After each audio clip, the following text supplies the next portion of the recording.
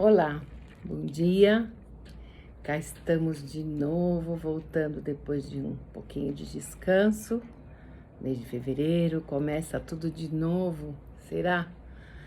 Já estamos um pouco cansados desta paradeira, desta preocupação, mas a vida continua, o trabalho também deve continuar, com muita criatividade, com esperança. Então, este vídeo, na verdade, depois de alguns que eu fiz, eu acho que precisei ou quero falar um pouquinho da minha formação, daquilo que eu me dedico ultimamente. Então, assim, estou formada desde 2005.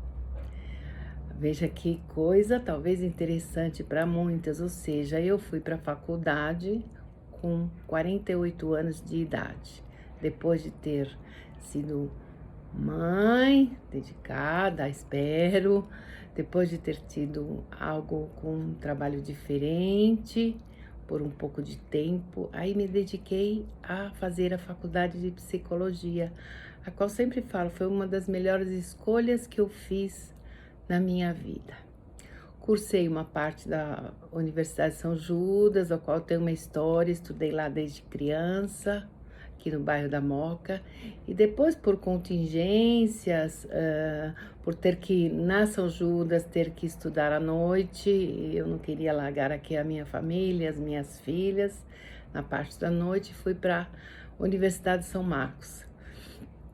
A Universidade de São Marcos um pouquinho diferente da São Judas, talvez até muito, porque a faculdade, a Universidade de São Judas, era mais empresarial, dava muita matéria, mas era além do tempo. Tínhamos naquele tempo genética, naquele tempo quase nenhuma tinha essa matéria. Falando em 2000, quando eu entrei. E já a Universidade de São Marcos, que infelizmente não está mais aqui por motivos, sei lá, do nosso país, tanta coisa, uma grande faculdade também. Lá eram seminários, as matérias, seminários, formava-se aquela mesa, aquela sala muito grande de alunos em volta a um tema, em volta a discussões. Isso me encantou, vou ser muito sincera, me encantou. Mais filosófica. E quando me formei, ainda estava no final da faculdade, fui por uma direção de uma amiga, eu e uma outra amiga fomos fazer trabalhos voluntários com adolescentes carentes por alguma época. Isso também para mim foi muito importante, porque pude ver um outro lado, numa outra perspectiva, adolescentes tão carentes de informações, tão carentes de carinho, tão carentes de compartilhar ideias, aprender e aprender. Acabamos saindo de lá também depois de um bom tempo, e aí acabei me especializando, já tinha feito a clínica, né, na faculdade, e já com o consultório há algum tempo, acabei me dedicando especificamente à clínica. A clínica da qual eu gosto muito, da clínica a qual eu atendo já há algum tempo, a clínica da qual eu atendo com a abordagem fenomenológica existencial, ou seja, meus estudos se voltaram a essa abordagem. E essa abordagem é também talvez interessante, que vem da filosofia existencial, ou seja, através do seu modo de viver, seu modo de abordar as coisas, seu modo de estar no mundo, é que aparecem os mecanismos de como você se comporta.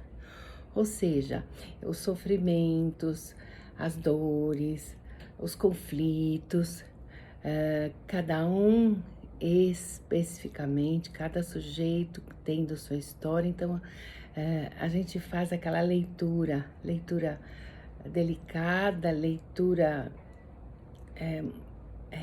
ligada à teoria, evidentemente, mas não ligada a conceitos propriamente dito, conceitos.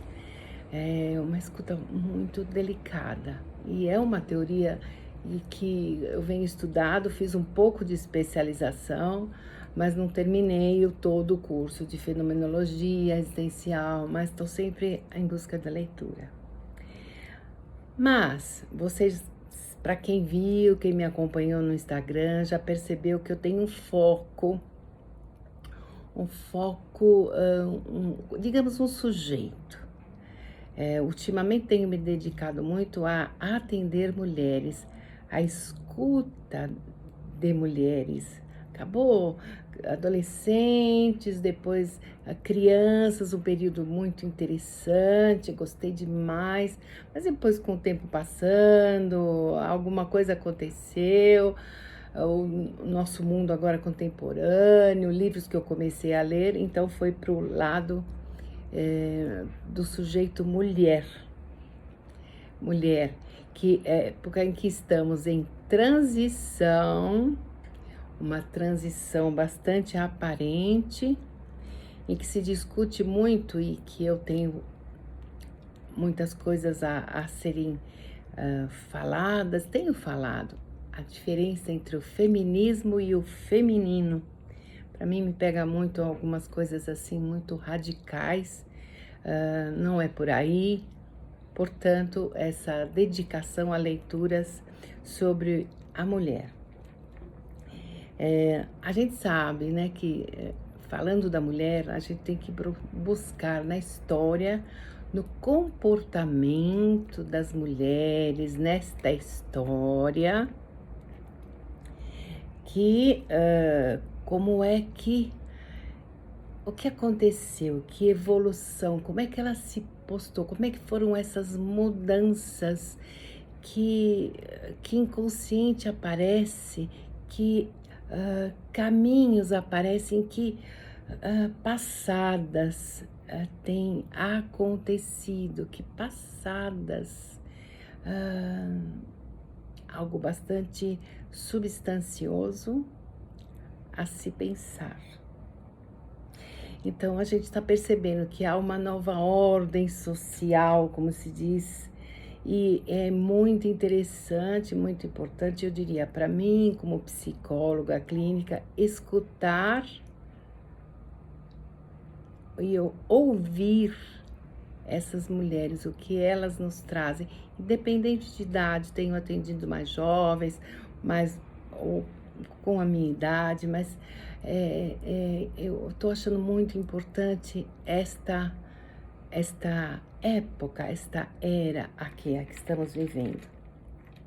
E a gente voltando um pouquinho à história, né? A nossa história do Brasil, a gente pode ver a evolução, não sei se evolução, o caminhar, desde as mulheres indígenas, as portuguesas que vieram acompanhar seus maridos para o desbravamento da nossa terra, e depois vieram as escravas, que estiveram inventando e a partir disso reinventando caminhos, reinventando espaços. E assim vai.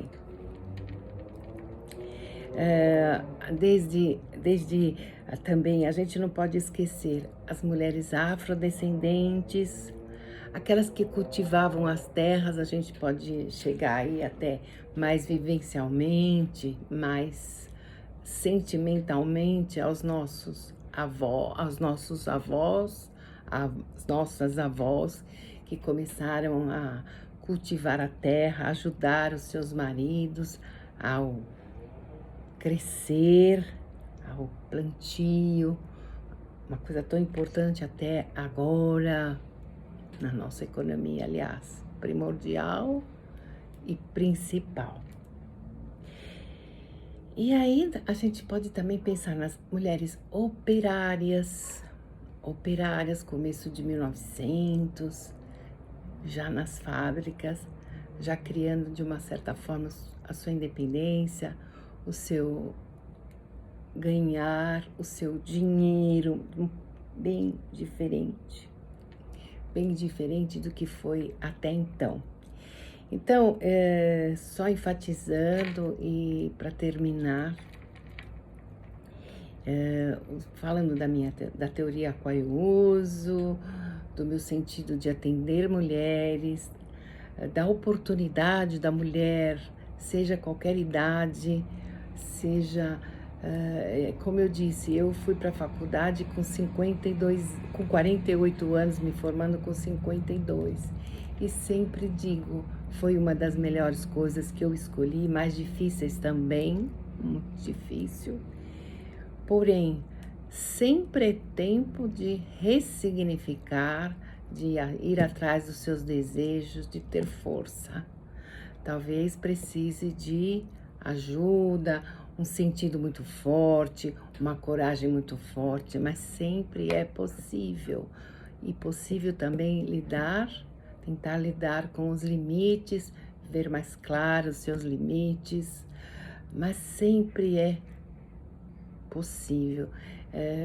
Me lembro quando eu estava na faculdade, veio em tantas teorias, mas um dia o professor escreveu esperança. Esperança faz muito sentido na psicologia, parecendo uma palavra de cunho religiosa, de cunho moral, algo assim, mas faz muito sentido na esperança. Esperança de mudar, de querer mudar, que é importante, que às vezes a pessoa não quer, fica no mesmo estágio. E toca a vida, cada um tem sua escolha, cada um tem o seu caminho, mas tão importante.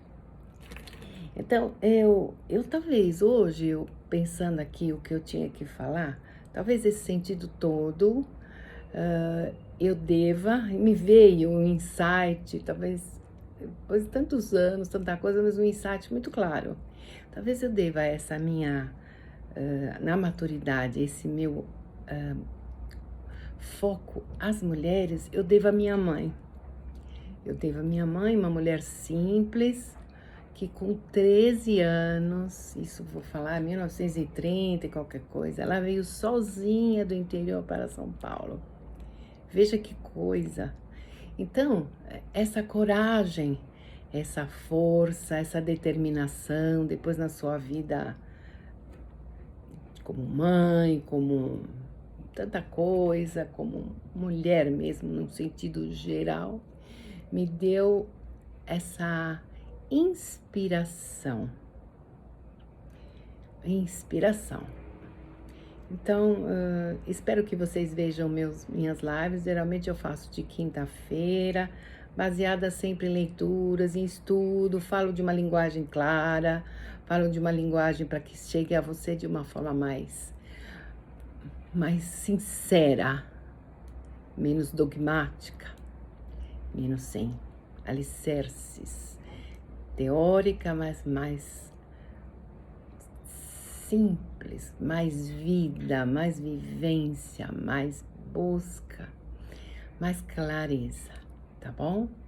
Um beijo a todos, um beijo a todas. E vamos lá, começamos mais um ano com esperança.